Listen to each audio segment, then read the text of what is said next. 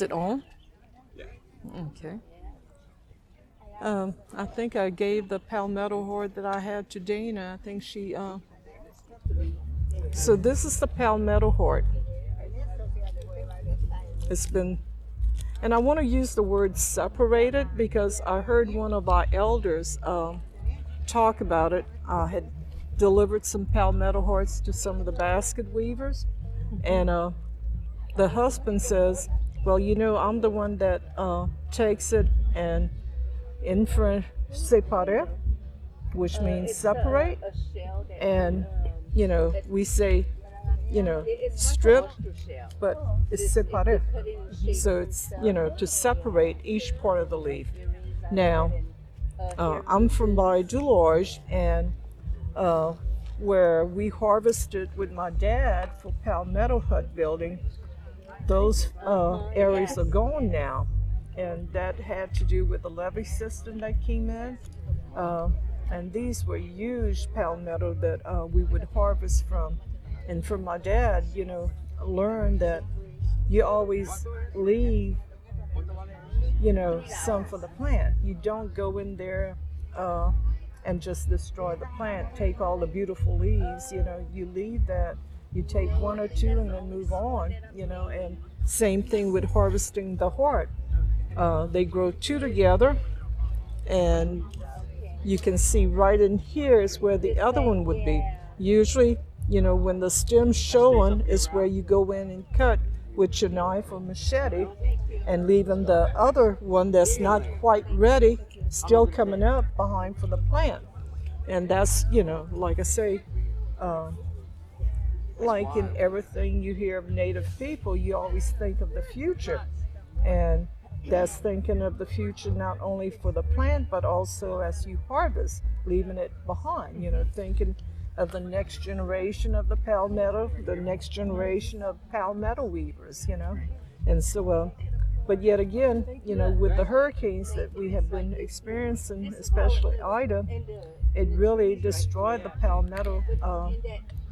I knew for a fact, and then getting out there and weaving again and talking to my sister-in-law Zoanna and Dina and Miss Rose, it was hard to harvest palmetto because, and you know, the plant, when the heart opens, it fans out, and if you notice the coloring with this heart is the light color.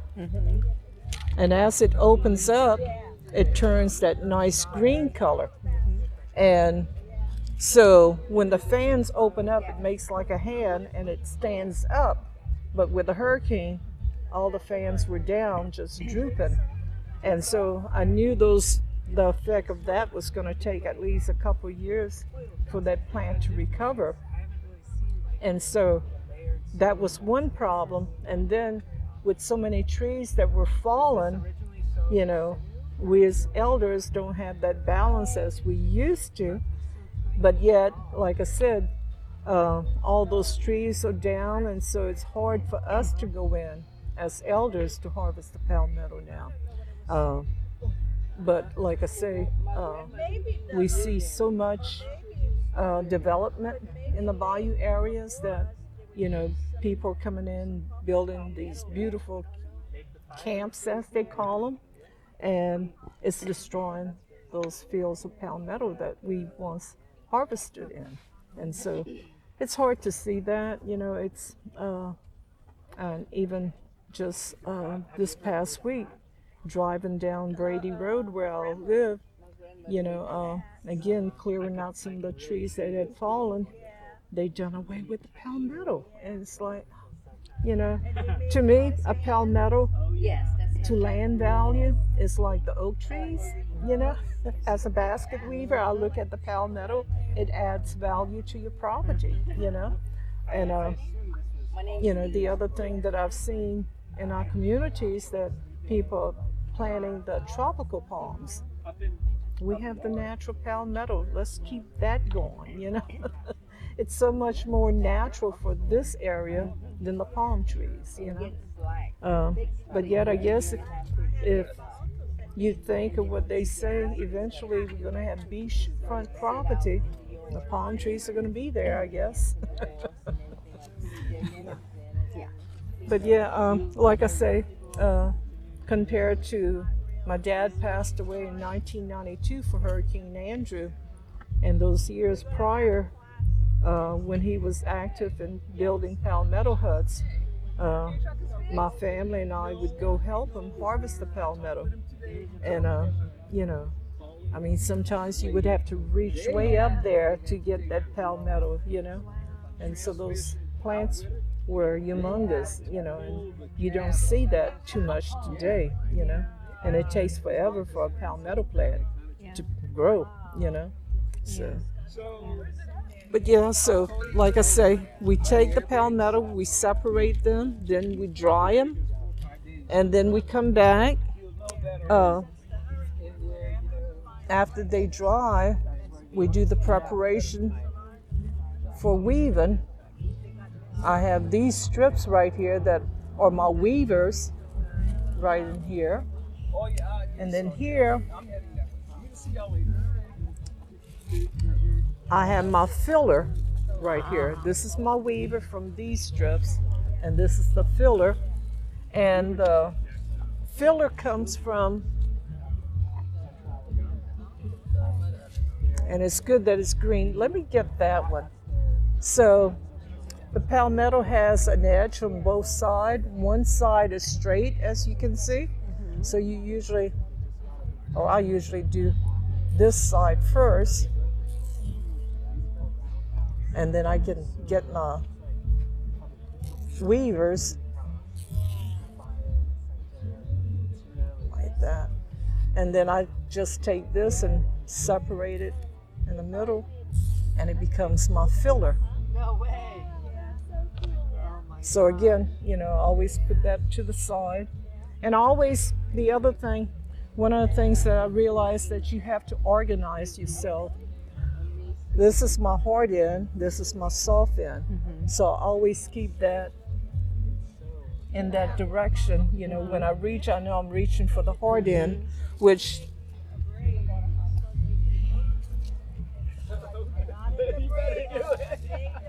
this is my hard end here. And you see this is the soft end. So when I use that hard end, it's easier for me to go in here and add it to it, like this. And then when I weave, and it's time to add on, and I always feel, I guess I learned how to talk to the palmetto at one time or another and get to know it. So that was my hard end. I cut it at a slant, then right across. This is the soft end. So I'm going to come in, it's time to add on, pull on this one, and then I'm going to add right in here. And I think I have enough. So I'm going to pull on that old one.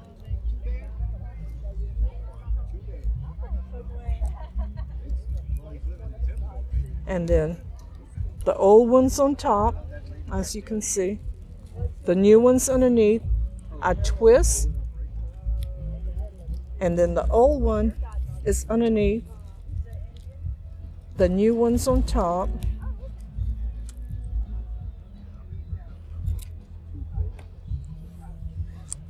And then you have your pattern laid out as far as the half-hitch knot. Come in between like this. So where I added on now is secure. And when I'm first teaching someone, I'm never going to hand them the base or the basket when I've added on. I always like to go at least one more.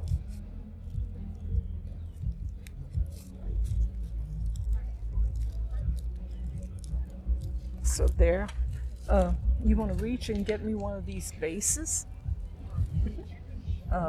and maybe this one right here on this end. Thank you.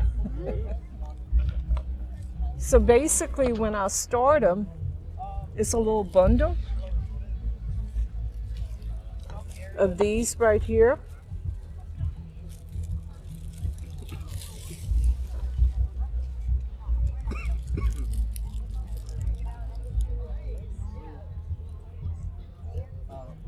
I'm going to cut it straight across.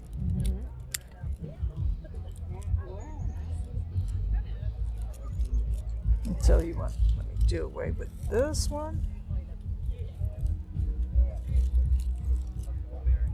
And then I have a little gauge that I use. And this is a little bit loose, but this is how the start of it. And then I fold it over. Do you wet it or anything? Sometimes I do, but this is fresher palmetto, so I don't have to dampen it. I had, in fact, I had dampened it this morning, but with this dry weather, it's drying out on me. So, my wife has it written down. I want to say his last name is Gospel. again, soften, Is Miss Verret here? Yeah. and then How you doing? I'm Steve Herbert. I used to be your neighbor in Golden Meadow. I used to live, well, sort of.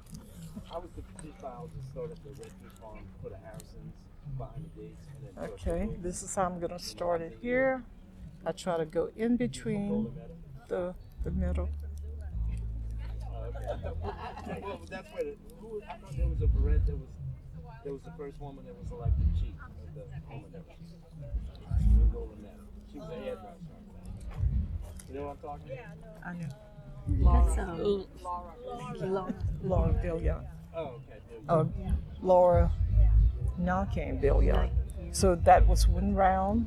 Yeah. I'm going to do it 2 times. And then I come back around and come through the center.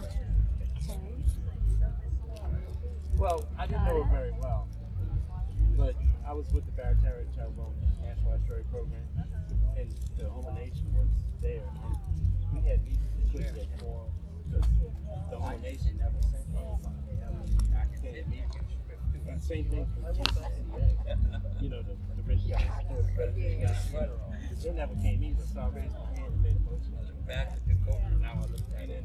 They did, it passed. You know, and all those. And if you want a rounder basket like this, then your start's going to be shorter. That was amazing. You know, But most of the baskets that I've seen in the Homer Hat Fitch technique is more oblong like this. In Natchitoches at the museum over there at the college, there's a large one, maybe a little bit smaller than this one, and it's oblong. There's one in Natchez, Mississippi at the museum, the village, Grand Village, yeah. And there too, it's similar to, you know, the oblong. So let me go ahead and cut this off. Okay, well, mistaken identity. But I used to live down there. My last name's Herbert, not Hebert. I tell people if my last name was Hebert, I'd be a Caucasian. Caucasian. So backing it up a little bit. Yeah. And so here, How much are the earrings? 15. So this is the only step that I'm just going to wrap Okay. and wrap. Good to see you, though. I Bring it around, Got it. Yep. and then See it. Hang on. Put them in my box. I got so many. have to use my pagai. This is a pagai. Loosen it up a little bit. Here we go. How you been doing, Joe? That's good. Okay. And you know, sometimes let's say it's hard to grab it from the end. It's better that you grab it from underneath, Yeah. Them new eyes. like this. cool. So we're ready to add on again. Wow. So Yep. that's the Yeah. beginning. Very cool. Okay. Very cool. You're welcome. Did you need What? Did you need a pair of earrings or anything? I don't think so today, Okay. but it's amazing to learn about. Isn't that cool? Yeah. Thank y'all for stopping by. Enjoy.